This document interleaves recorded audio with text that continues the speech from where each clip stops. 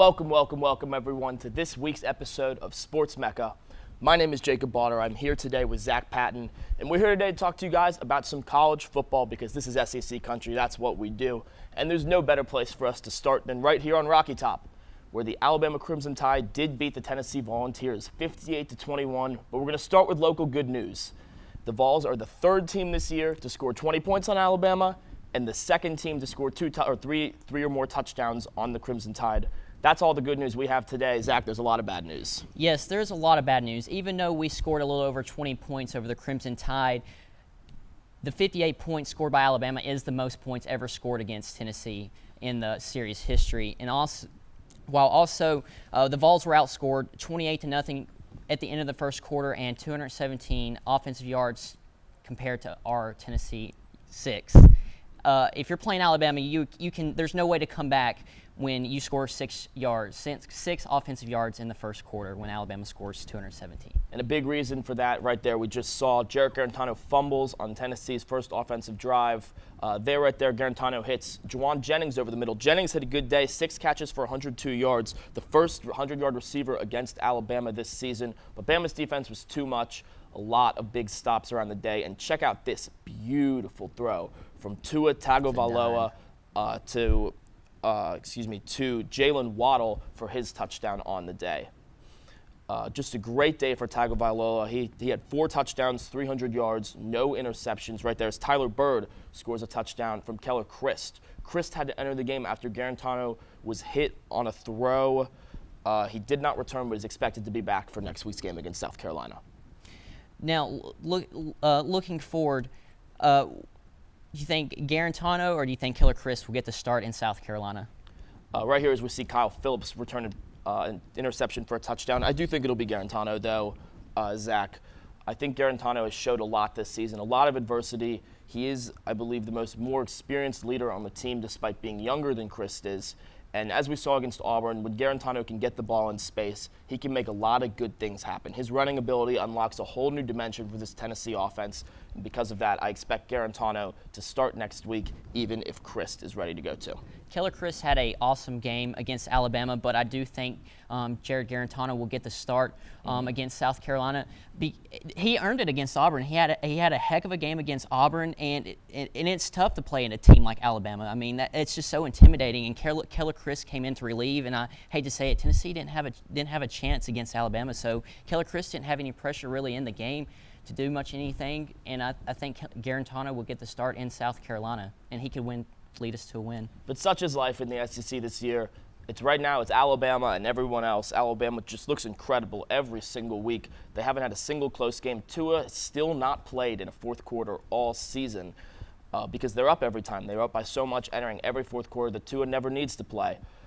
Something that I found very curious from this Tennessee-Alabama game, Damian Harris only had 3 rushes for 12 yards. Harris is usually the number 1 running back and runs. Him and Najee Harris both run wild, the two Harrises for Alabama. But instead we saw a big day for Josh Jacobs for Alabama, who had 68 yards, 2 touchdowns, and was one of 3 Alabama running backs to average at least 4.5 yards a carry. But again, none of those were Damian Harris. So I thought that was very interesting that Saban decided to leave one of his star players on the bench. Yes. So after the game, Jeremy Pruitt had some choice words for Tennessee when he was talking to the reporters. So let's go ahead and play that clip right now. Pruitt after the game. If you're going to play these guys, you got to be able to deny the ball. You got to be able to have enough guys in the box to stop the run, and you got to be able to play them man to man. We struggled to do that. Defensively they give you multiple looks. We didn't block them up front. Can't run the football. You're not going to beat anybody if you can't run the football. So you're one-dimensional. But going into it, we knew that we would have to play a perfect game to have a chance to beat them. But what I wanted to see is our guys compete and play hard and keep improving. There's a lot of guys on our team that did. The unfortunate part is if you got some guys that don't. It don't really show up during the game. So I think we learned a lot about our football team today. You know, there's some guys we had on our team that this game was way too big for. And I think everybody was able to see that and helps us. We'll move on with it, and we play a good football team next week. So we got to go back to work tomorrow and get ready for South Carolina. So there we saw Pruitt's words after the game.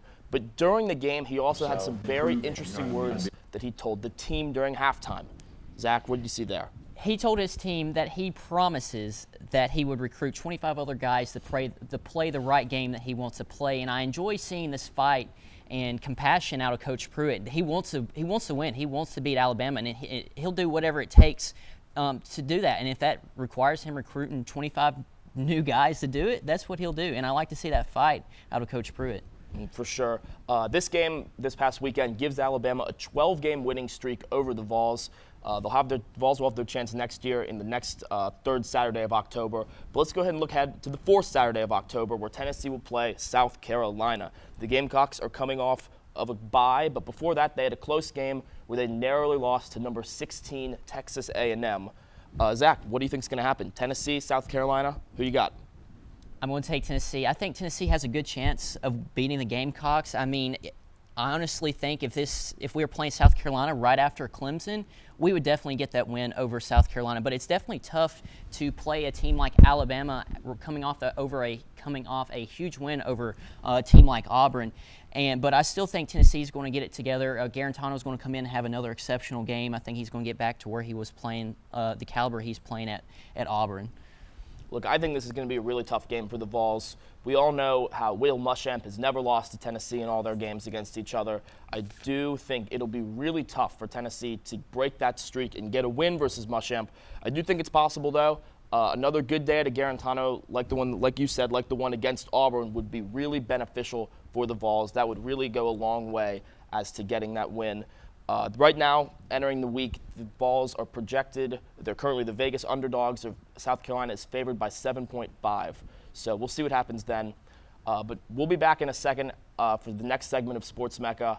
We're going to talk about college football as a whole, maybe some playoff Exciting picks. stuff going on right now in college football. An excellent season. Had another weekend of chaos. We'll see you guys on the other side of this commercial break. But for Jacob Boughter, Zach Patton, this is Sports Mecca.